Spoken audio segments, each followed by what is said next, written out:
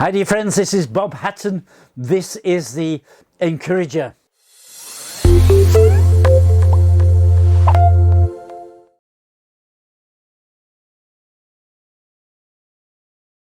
In the past few days, we've been having a look at Jesus and his crucifixion. We saw how he was arrested and taken to be tried.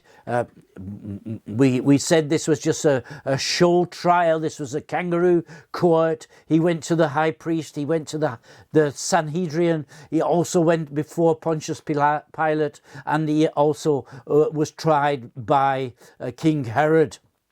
Now, what Jesus said before all this was happening, he said, "You're going to leave me, but that's okay. The Father will be with me."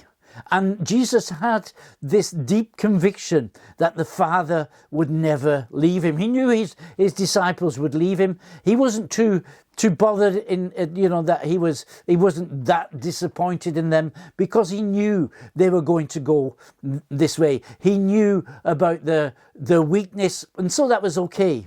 And of course, on Maundy Thursday, Jesus was arrested and his disciples, they left him. Jesus then went before these various people. He went to these show trials, and then he was condemned to death, and he was taken to the place of execution, to Golgotha, the place of the skull. And he'd been tortured, he'd been beaten, he was suffering physically. We heard about what happens to a person who is being crucified. It was a terrible physical pain that he was going through. Of course, also his psychological pain, being left by his friends, being abandoned by the people who meant most to him. Of course, his mother was under the cross, and it looks like John was under the cross, and some women. But his best friends, those who he really loved, they'd left him.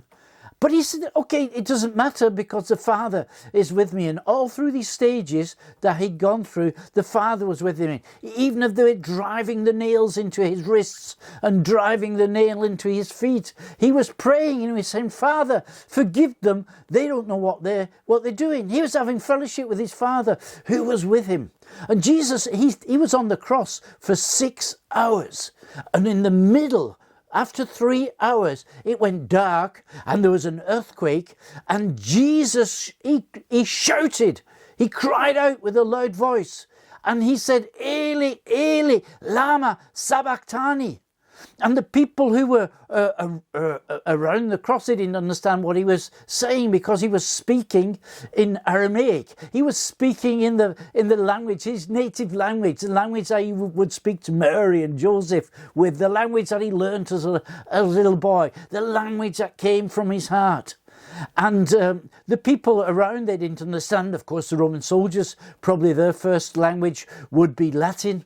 And then there were the scribes and the elders and some of the priests and other people there. Their language, of course, was Hebrew. As the people who were watching them, it was Hebrew, their first language. And the scribes said, "Oh, listen to him. He's shouting for the prophet Elijah. Let's see if Elijah comes to help him." But Mark, he I think because it's such a dramatic event, he left it first of all in Aramaic, and then for his Roman readers, he explains what it meant. And Jesus was actually crying out, my God, why have you left me? Why have you forsaken me?" And he said the Father won't leave him. The Father will be with him. But after 3 hours on the cross, the Father turned his back upon him. Now this, my God, why have you forsaken me?" We find this phrase also in the Old Testament. And it's in Psalm 22. It's a psalm that David wrote.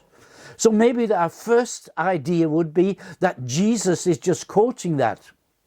But as we look a little bit carefully, we find out that this psalm was a prophetic psalm that David wrote about Jesus, about the Messiah, about the one anointed by God. he begins it by saying, my God, why have you forsaken me? And as we go through this psalm, we find out, for instance, in verse 6, it talks about the person, the anointed one, the Messiah, that he would be despised by the people around him. And Jesus, hanging on that cross, was despised by the people around him. Would also be mocked. That's what it says in verses 7 to 8. And Jesus was also mocked on the cross. In verse 12 to 13, it said he'd be surrounded by enemies, which is again exactly what happened. In verse 15, it also says that he was very thirsty, which is also Jesus' experience on the cross. In verse 18, it says that his enemies would cast dice to see who would get his clothes. And of course the Roman soldiers, they were gambling to see who could win the prize of the clothes of Jesus. In verse 16, it says that his hands were bored. That's what happened to Jesus on the cross. And in verse 14, he says that his bones are all dislocated, which, as we saw, this is something that happened to them, the people hanging on the cross. Then in verse 22, there's a promise that he will be raised again from the dead, which is, of course, that is what we Christians believe. In verse 27 to 33, it says that people from all nations and people who are not yet born will benefit from the death of Jesus, because he will purchase people from every tongue, from every tribe, from every nation. That's great. That's great news.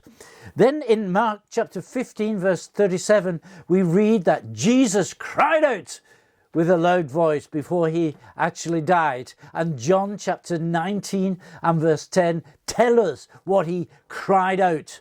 He cried out, "It is finished." He didn't cry out, "I am finished," but "it is finished." And at the end of Psalm 22, verse 31, Jesus, it says, he has done it. He has done it. It is finished. Now let's go back to this, my God, why have you forsaken me? We saw the physical pain that Jesus went through. We saw the psychological pain that he was suffering. And although that was terrible, other people had suffered this as well. There were two people being crucified at his side. They were also going through the same pain and the same suffering. But there was something that was completely unique to Jesus.